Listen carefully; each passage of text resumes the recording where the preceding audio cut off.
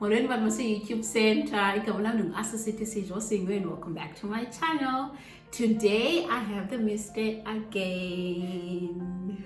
I have my husband with me today, and the purpose of today's video is to ask him about the meaning of fatherhood in his own words, and to sort of, I've seen him being a dad and I've seen him excel in the role of being a father.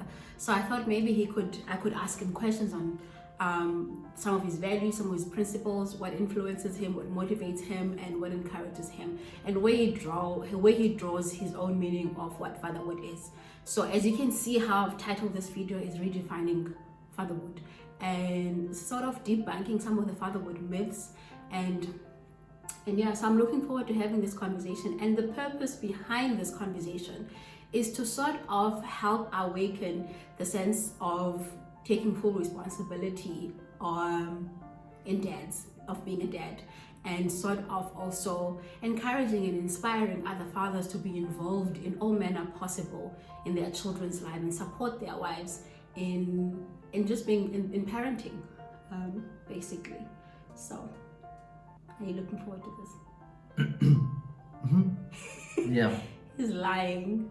You lying? I'm looking forward to it, but yeah, it's nerve-wracking. Yeah. So be kind to him. He is camera shy. He usually is behind the camera, but I am exposing him to new challenges. So before we start, I have realized that 48% of you guys who watch my videos are not my subscribers. So I'm appealing to you to please hit the subscribe button and subscribe to my YouTube channel. So please do that and hit the notification button.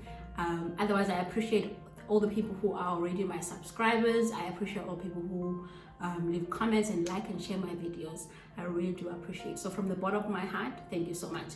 Anyway, so let's begin the conversation. I'm going to be asking my husband questions, and I'll chip in here and there where I think he might need a partner. You mean a push? Never mind. I'm not gonna push you. Never mind. Sorry. So anyway, so tell us about your experience when Loago was diagnosed with IUGR. What are some of your fears? How did you handle it? What was your reaction? The first one was not obviously. For me, it was more denial, more disbelief, denial. Thought, no, man, they made a mistake. It's just the baby's small. As they grow, she'll just come to the normal size. Then it came with, acceptance. After she was born, and you see, nothing is improving in the sense that she's still growing at the below average rate, And there's acceptance, you accept it. But at first I was very scared, afraid of all sorts of manner of things, worried how my baby will grow up, but don't want to get into that. Don't want to offend anyone. And then eventually, where are you now? I'm okay now, but sometimes, we have one child, so if you don't have another child as a reference, but now when you see her next to another child of a similar age, it's like, oh damn, my baby's small. Yeah. So yeah. But you've handled it very, very well, especially when it comes to the comments. He was the first one to sort of put people in their place. You had a way of dealing with them in a way that gave me confidence and helped me sort of deal with the comments that people would pass on, because you always but I'm small, and then people were like, oh yeah. Thankfully I'm not small anymore, but anyway. Question number 2 is, so you were in the labor room with me. You held my hand as we pushed our baby out, and he was there the whole time. He helped me breathe. He was pouring water in, because I got into the bath, and he was pouring the warm water on my back and massaging me and being responsible for helping me walk up and down. And yeah, so what was that like for you, being there? It was actually, I want to say it was lovely. It was lovely at first because I was optimistic. Yeah. You know, I don't know. I thought it'd be in there 4 hours max or 6 hours, and then we're gone. So it was okay, and then it was now just annoyance after that. But overall, I'm glad I was there. It was a good experience to see what childbirth is like, what women go through. You know, I got a new, found respect for you ladies that do this. It's not easy. Yeah. And my next question is actually, why was it important for you to be there when I gave birth? Oh. Yeah. So that I want one that you don't feel alone. That I support you. And that during the times when you were in pain, you couldn't do much. So I was there to help you do that. I keep imagining all the single moms, or those moms that their partners are not able to be there, how they do this on their own. I don't get it. Wow, super people. So yeah, it was important to me, so that I went in there just wanting to support you and be there with you every step of the way. Okay, thank you. And did you feel useful? No. Even though I kept reassuring you that, babe, this is helping me. You are helping me. Thank you so much. I'm just standing there without any pain, without anything. I just feel like just like a background character in your movie. No, man, you were like very much the steering of the movie. The best I could do was breathe. Yeah, I had an unmedicated birth, and I was induced, so the pain was a lot, and my contractions didn't give me much of a break in between. So shame my poor husband. I appreciated you being there, by the way. What's the one thing that watching me labor and giving birth has taught you as a man and as a dad? Jokingly, that wanting a soccer team is a bit unreasonable. Yeah. I've never known really what childbirth is like. Obviously you see it on TV and it's always dramatized, but seeing it in person, gave me a sense for what this is like. I don't take it lightly. I think twice about what you go through should I ever want another child again. So yeah, I can't. It made you empathetic. You sympathize with that word. Yeah, that what she said. Okay. And during that process, what were you anxious about, if you were anxious at all? The baby wasn't getting yet. It was how long? 12 hours. 12 hours, man. As I said, I went in there thinking 4 hours, that's it. And then it was 12 hours. And it was 12 hours. So I thought something was wrong. I think you were at, what was it? 6 centimeters for the longest of time. Yeah. And he kept nagging the midwife, but how far dilated is she now? And I was like, babe, they just checked me. It's okay. No, man, it felt like eons between their checks. I thought they checked regularly. But it's also painful to check, eh? Okay. But shame. And what was it like meeting Loago for the first time? You saw her first, and I did. Princess Kalok, it's a daddy's princess, so I had to see her first. It was funny, not to downplay it and all that. It was funny because she was this tiny little white person was sticking her tongue out at me. So when she came out, she opened her eyes immediately, and she had like this tiny little hand on the blanket, and she was like. So it was beautiful and funny. Yeah, and how was the drive from the hospital? Both drives. Yeah. Well, the one was very sad. The first one. So we left her behind because she was underweight, and the rule is if she's below 2.5 kilograms, she has to be in ICU. So it was a sad drive home, leaving our baby, because we've been looking so forward to her getting here after worrying for so long. So living without her was quite sad.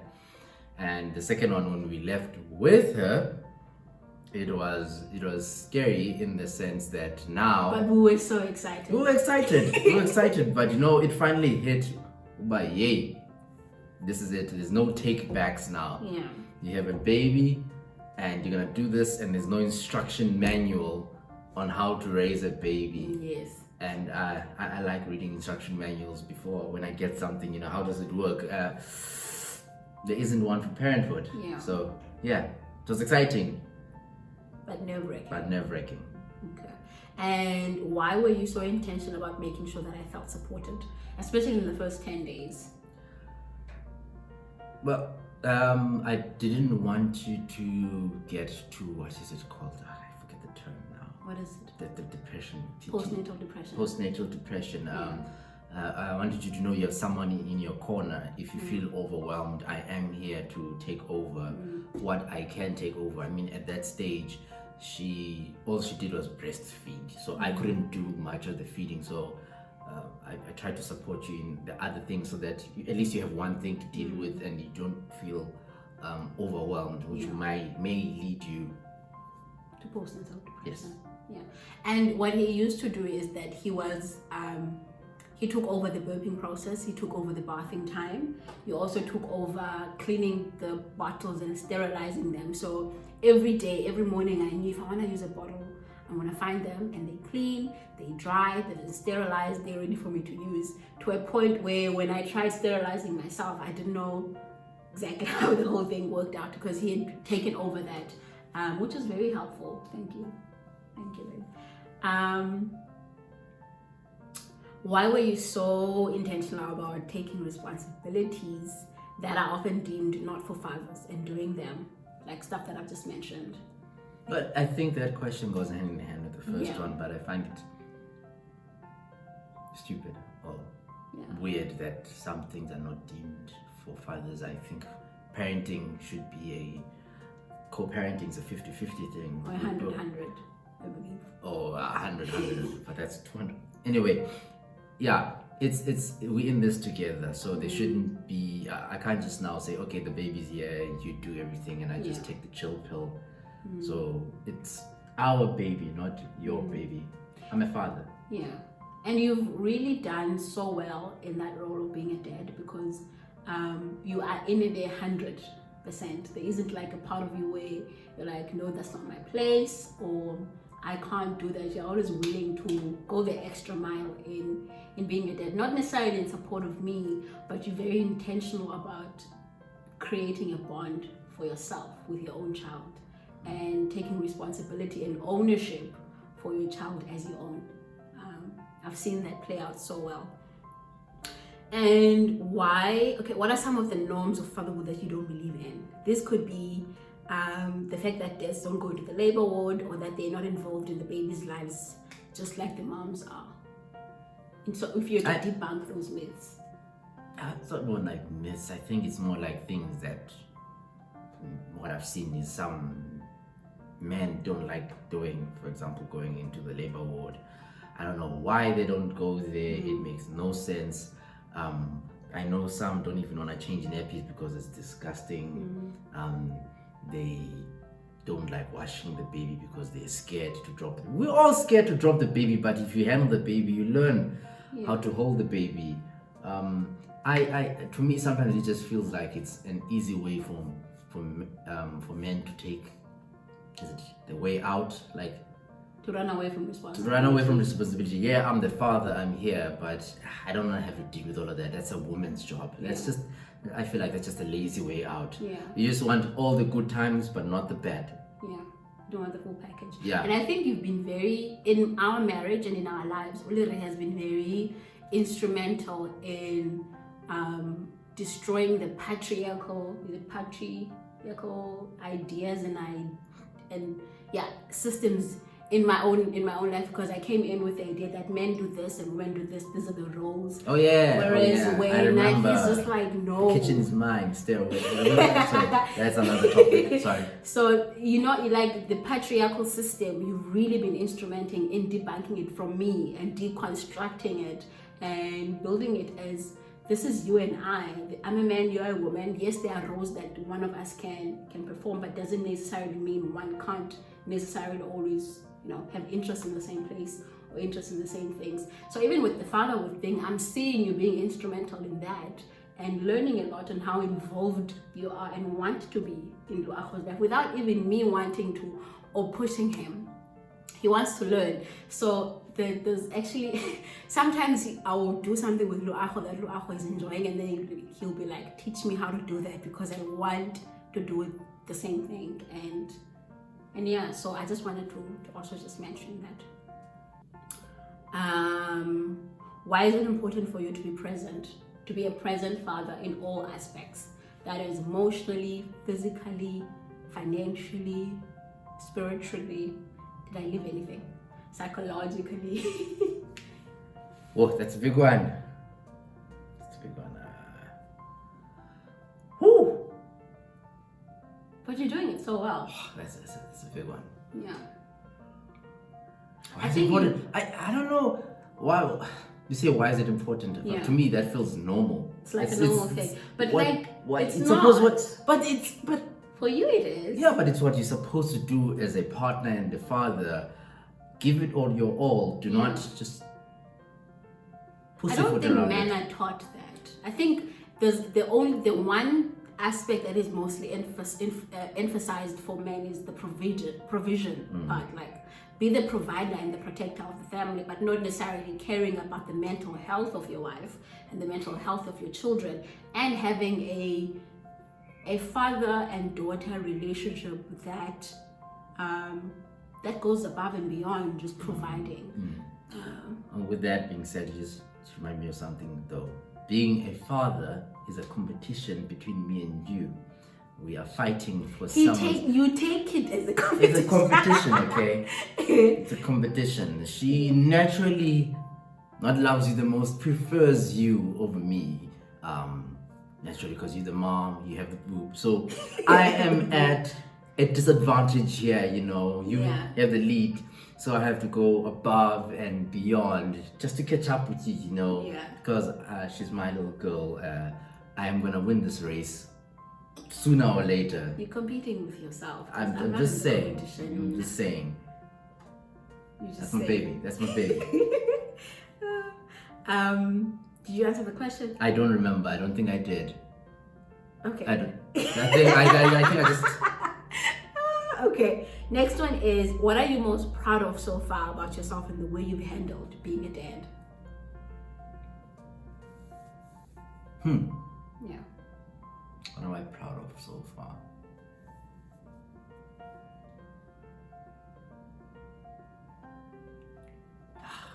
Again, to me, when I think of these things, it just all seems like normal. You can't What's be the proud normal of thing? You can't be proud of being a father. You can't be proud of. But playing the role of fatherhood, because I think anyone can be a father, but you're choosing to be an active and available and present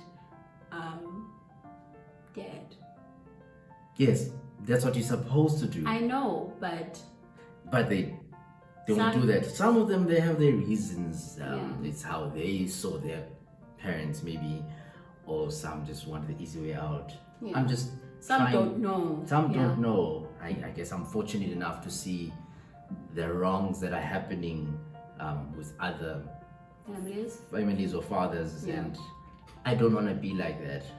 I want to be there for my wife and my daughter, emotionally, not just be there in just presence alone. There's a father in the house. And aren't you proud of yourself for having done that? I guess I am, but again, that's what I'm supposed to do. Well, I think you need to give yourself credit and be proud of it. Oh, okay. I am proud of me for being a normal dad. Okay. Yes. All right. Yeah, because I'm also proud of me as a mom. and I own that. Yeah, but you do a lot. And I you go validate through a it. lot. And I- You should be proud. You go through a lot. But now you do a That's lot. right. Okay. Are there any values or principles or ways that you've learned from your own dad that you want to apply either now or later in life, in Loago's life? Yeah. Like most other parents, I like the whole just expose your child to the world, to many things. Don't try and instill your own, let's say, dreams or beliefs. Yeah. Open the child's mind and Yeah. help them find what they want to do in life. Expose them to many things. And that's So basically, like teaching them how to think and not what to think. Yes, Yeah. that's one thing I wanna. Yeah, that's what your dad did for you. Yes, and Yeah. that's what I hope I will be able to do also, just as he has done. Okay. And why is it important for you to spend time with Loago? Oh, And he normally like, I see you need to go out, call your friend, go out for coffee. It's daddy and daughter time. yeah. I did not know the So question now was I coming. know. So now now, I know you know. it's because you're like, Yeah, no, it's a Getting rid of the competition. Yeah, you know, I need to put myself in there. I mean, for 8 hours in a day, I'm gone. Yeah. You know, you here with her every day. yeah, As I said again, the breastfeeding is a big, you know. So, like for instance, when I come home, that gets so smile excited. and that little run I get to greet she me at the literally door. drops everything. So, yeah. The minute she hears the car. And I imagine if I was just like some normal upset Unavailable. father, Yeah. I wouldn't be getting that. Yeah. I want more of that. Do you look forward to coming home because of that? Yes. I park the car and I stand there purposefully because she heard that I'm here. Yeah. So I'm getting her all riled up. So then when I open the door, it's like a straight. Oh, she's already waiting for me at the door and waiting for me to open the door. I enjoy that. It's very nice. Yeah. Yeah. And last question is, you sometimes experience dad guilt. What instances bring about guilt? And why do you feel dad guilt? Yeah. There's many instances that bring that up. I feel like you, as I said, obviously, in our situation right now, you are a stay-at-home mom. Yeah. Because Thank you're you for studying. allowing me to do that. By the way, just he is the one who asked me to be a stay-home mom. He didn't make me. He was like, "What do you think about staying home and being a mom? Because I know that's something you would like to do." And I was like, "Yes." Yeah. So in yeah, short- as I was saying, you're a stay-at-home mom. Yeah. So people think that having a baby, I thought that also actually, having a baby is not a job. It's easy. doesn't take a lot. It doesn't take a lot of your Not a energy. It lot. doesn't require a lot. But now that I have a child and I've spent time with her and you, and sometimes let's say I want to let you rest, and I see how much of a job it is just to keep her at peace. Children are a lot, and then obviously you still cook, you still clean. There's the laundry, you know, the normal everyday things. It takes a lot out of you, so you need a break also, because that's a full-time job being a stay-at-home mom. On top of that, you are studying, you know, so I feel guilty. the guilt comes from now. For instance, when I stay too long at work, it's like, okay, you need a break by now. I should be at home to take over from you, and then it just eats at me. Yeah. Because as I No said, matter how much I affirm you. yeah, it just eats at me. So yeah, even when I do go out with friends and it's like 6, it's like, yo dude, you've been out all day. She also needs a break. Baby's probably fussy, not wanting to sleep. So yeah, the guilt just comes in because I feel guilty that I'm away from you for too long, and you also need a break. Yeah. It's not easy raising You're a child. such a cute husband. I am. Look at me. Thank you. Because really, honestly, though, I think I wasn't aware that sometimes dads can also feel guilty about being absent, particularly because they're out having fun or they're at work, until you. And then now I have to be like, babe, it's okay. Like, you are busy at work providing for us, your family. So that's not something you should be feeling guilty about. But again, as I said, it doesn't matter how much I affirm him. He's always like, but babe, I should be there. I should be giving you a break. I should be spending time with my own child. And that's part of, thank you for that. And that's why I wanted to have this conversation with him, because he has taken such a profound responsibility, and he does it effortlessly, and he does it willingly, and he goes above and beyond. And it's actually something else that I've seen his parents do when it comes to Loago. So I'm one blessed young lady. Last question. I don't know if I wrote it down there, but is, why do you find value in me affirming you? Or why is it important? Like, you like me to affirm. Yeah, but that's not about being a dad. Is it? Like, in terms of being a dad,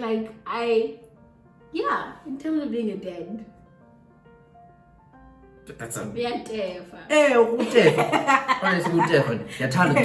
I mean, it's nice to feel valued, do you see the difference that I'm making? That's all it is. It's not being about being a dad. It's just, it's a selfish thing. I like... The love language. I like it. It and feels I do nice. a lot of it. No, I do. But no, it's a selfish thing. I like it. It makes me feel bubbly inside, and it encourages me to keep doing it. Yeah. You see it, and so when you affirm it, it's like you hit the reset button. I get more energy to keep doing it. Is it the same? Remember 2 nights ago when I was telling you I love you, and you're like, Exactly. It's like hitting the reset button, giving me more energy. Giving you more energy. Yes. Rejuvenating. Yes. Oh, that's the word. Oh, you're so good with these words today. I am. But thank you. I think that's it. Is there anything else you want to say? I want to watch. No, nothing. No, I'm good. Thank you for being vulnerable, and thank you for saying yes to this conversation. And I hope you guys have learned something. And if you know someone who is about to become a dad or who is a new dad, please share this video with them, and let us spread the love for dads, and let us affirm fathers, and remind them that it is okay to be vulnerable, to be emotional, and be involved in their children's well-being in all manner of living. So with that said, I'll see you guys in the next video. I hope you have a great day. Bye-bye. Bye. Maybe I should start a Zoom class. You should. Zoom class? Zoom. No, Zoom, the app. The app for new dads. Maybe. Sorry. Bye. Bye. Thank you. That was good. You were so good. Very, very good.